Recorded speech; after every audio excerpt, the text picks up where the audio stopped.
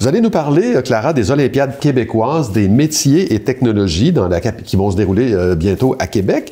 Il y a des représentants de la région qui seront là. Oui, Claude, les 8 et 9 mai prochains se dérouleront ces compétitions techniques organisées par Compétences Québec qui accueilleront près de 300 participants provenant de 12 régions différentes. Ici, c'est la délégation Laval-Laurentides-Lanaudière qui représente la région avec 51 candidats dans 26 disciplines différentes. C'est la deuxième plus grande délégation après celle de Montréal.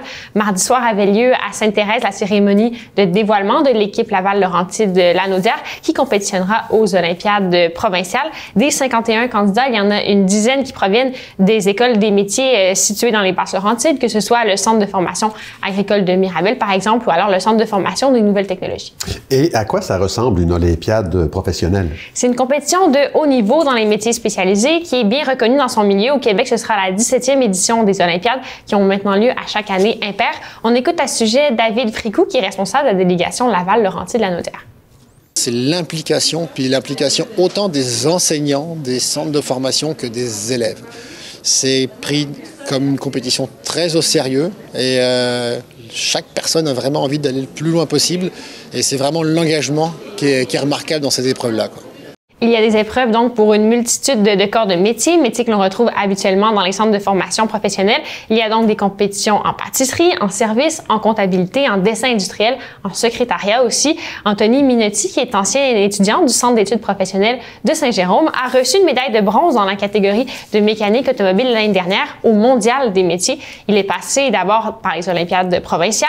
Il nous décrit un peu à quoi ressemblent les épreuves qui durent 12 heures réparties sur 2 jours. C'est du repérage de fautes. Il y avait des problèmes prédéterminés dans les véhicules, dans les ensembles ou quoi que ce soit. Puis il fallait les diagnostiquer, puis les réparer. On en a, par exemple, de suspension-direction, on en a qui sont plus moteurs mécaniques, on a du moteur qui est plus diagnostic électrique, on avait du véhicule électrique aussi mélangé à ça. Les épreuves sont des surprises, donc les candidats apprennent le jour même la nature des défis qu'ils devront relever. Bon, évidemment, pour participer à cette compétition-là, il faut se qualifier. Alors, comment ça se déroule, cette étape-là? Tout part des centres de formation professionnelle. Ceux-ci sélectionnent des étudiants qui pourraient faire de bons candidats au sein de leur cohorte. Puis, ce sont les compétitions régionales. Monsieur Fricou nous explique le processus. On a plusieurs élèves dans chaque centre qui sont disponibles pour faire une compétition régionale. Donc nous, on était responsables d'organiser les épreuves régionales là où on avait plusieurs candidats. Et donc on a choisi, selon le nombre de postes disponibles par Compétences Québec, donc pour accéder aux provinciales, on a choisi le nombre de candidats donc, qui iront ensuite représenter l'équipe Laval-Lanaudière-Laurentides. Durant tout le processus, un enseignant du centre de formation professionnelle entraîne et accompagne l'élève et s'il se rend plus loin, d'autres professionnels se joindront à son équipe pour qu'il soit le plus entraîné possible, le plus prêt possible pour l'étape suivante. Vous venez de le dire, l'aventure pour certains ne s'arrêtera pas là. Qu'est-ce qui les attend pour la suite? Alors, les candidats ayant le mieux performé auront la chance de se joindre à Équipe Québec et de compétitionner aux Olympiades canadiennes qui se dérouleront à Regina à la fin du mois de mai. Puis, après le niveau national, il y a pour les plus perfectionnés le mondial qui aura lieu en septembre 2026 à Shanghai. Alors, reste à voir si des représentants des Basses-Laurentides se rendront jusque-là. Mais selon Anthony Minotti, le niveau de difficulté de l'épreuve provinciale est similaire à ce qui se retrouve au mondial, du moins dans sa catégorie. On peut l'écouter. Les Québécois, c'était très, très corsé comme épreuve, mais c'est d'ajouter l'enjeu d'un différent pays. Puis ces fautes, ils étaient très, très, très pointilleuses. Il y en avait beaucoup qui étaient plutôt faciles à trouver, mais d'aller trouver la vraie raison derrière, c'était beaucoup plus complexe.